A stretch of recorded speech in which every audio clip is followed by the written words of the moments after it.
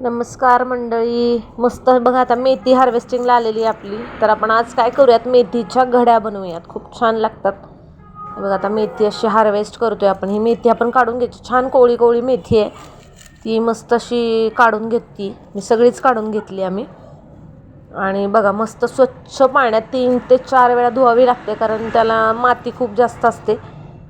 हे बघा किती सुंदर अशी मातीमध्ये छोट्याशा कुंडीमध्ये तुम्ही अशी मेथी लावून हार्वेस्ट करू शकता. हे बघा आता मस्त मेथी धुवून स्वच्छ चिरून घेतलेली आहे. हे चपातीचं पीठ मळतो तसं पीठ मळून ह्याचे गोळे करून घेतलेत. आता बघा काय करायचं, कढईमध्ये तेल तापायला ठेवलेलं आहे बघा. आता याच्यामध्ये मी कढीपत्ता टाकला फोडणीसाठी.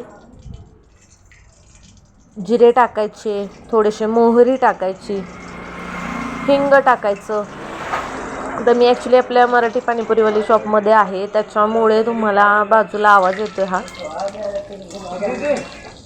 आता याच्यामध्ये आपण फोडणीमध्ये परत लसूण सोलून खलबत्त्यात चेचून घेतला होता, तो लसूण टाकला आणि हळद टाकली, थोडीशी हिंग टाकलेलं आहे.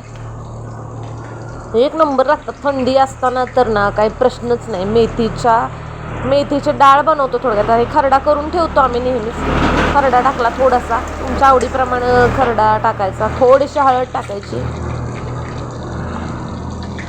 मस्त अशी फोडणी करून घ्यायची छान. याच्यामध्ये मुगाची डाळ आणि तूर डाळ हे स्वच्छ धुवून पाण्यामध्ये मी ठेवलं होतं थोड्या वेळासाठी. ते आता आपल्याला ॲड करायचं याच्यात. तर ते आपण टाकून घेऊ. कुठल्याही डाळी तुम्ही वापरू शकता. आणि मेथी, म्हणजे थोडक्यात वरणफळ जसं बनवतो किंवा फळं बनवतो किंवा बघा आता पाणी ॲड केलं याच्यामध्ये, तसंच आहे. म्हणजे आम्ही सातारा भागात फळं म्हणतो किंवा मेथीच्या घड्या म्हणायचं. आता ही मेथी आपण मग अशी चिरून घेतलेली होती ती टाकायची. मस्त असं व्यवस्थित मिक्स करून त्याच्यामध्ये थोडंसं मीठ टाकायचं. बघा छान असं मीठ आपण ॲड केलं. आणि आता जे आपण मग अशी गोळे करून घेतले होते कणकेचे, त्याचं असं तुम्ही अशा प्रकारे जसं मोमोज वगैरे त्यासाठी किंवा असं घड्या बनवून घ्यायच्या, तुम्ही पाहिजे त्या आकारामध्ये बनवू शकता. आम्ही ह्या अशा बनवतो.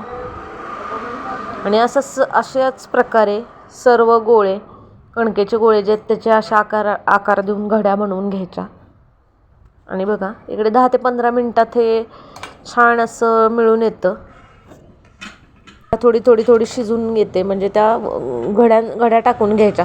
एकदा उकळी यायला लागली याला की, आणि कोकम टाकलेलं आहे मी थोडंसं याच्यामध्ये. आता आपण याच्यामध्ये घड्या टाकूयात एक एक एक एक. बघा मेथीच्या घड्या. आता हे वरण आपलं शिजत आले मेथीचं. कोकम टाकायचा थोडासा, चवीला एक नंबर लागतो.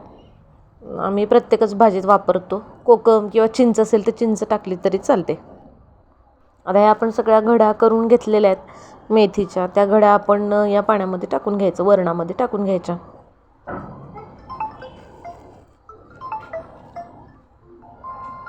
बघा आता हे असे एक एक एक एक घडी आपण टाकून घ्यायची. आता ह्यामध्येच आवाज येत असेल, फोन येतो एक मला. अशा प्रकारे आता या सगळ्या घड्या मी टाकून घेते.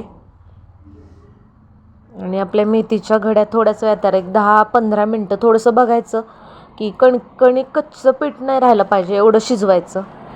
आपण वरणफळ करतो तसाच एक प्रकार, पण एक नंबर लागतं. मेथीच्या घड्या म्हणतो आम्ही यांना. याच्यामध्ये तुम्ही बाजरीचे पण गोळे करून टाकू शकता. आपल्या मेथीच्या घड्या तयार आहेत. मस्त लाल मिरचीसोबत खाऊ शकता, हिरव्या मिरचीसोबत खाऊ शकता. एक नंबर.